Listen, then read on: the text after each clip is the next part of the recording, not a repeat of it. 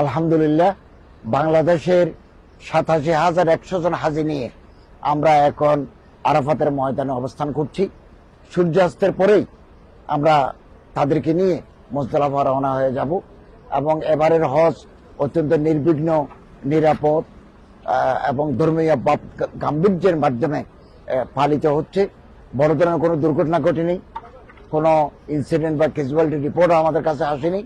এ পর্যন্ত ১৭ জন হাজি মারা গেছেন বার্ধক্যজনিত কারণে এবং একজন মহিলা হাজি আজকে আরাফাতের ময়দানে মারা গেছেন।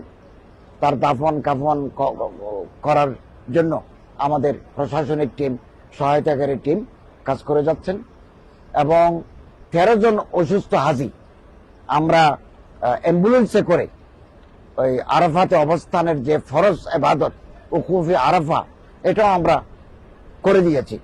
এক কথায় এবারের হজ অত্যন্ত সুন্দর, স্বচ্ছন্দ, নিরাপদ ভাবে সম্পন্ন হতে চলেছে এবং মুজদালিফায় যাওয়ার পরে বাকি যেই আনুষ্ঠানিকতাগুলো আছে হজের, এগুলো সম্পন্ন হবে এবং মাননীয় প্রধান উপদেষ্টা প্রফেসর ডক্টর মোহাম্মদ ইউনূস সাহেবের সাথে আমার কিছুক্ষণ আগেও যোগাযোগ হয়েছে।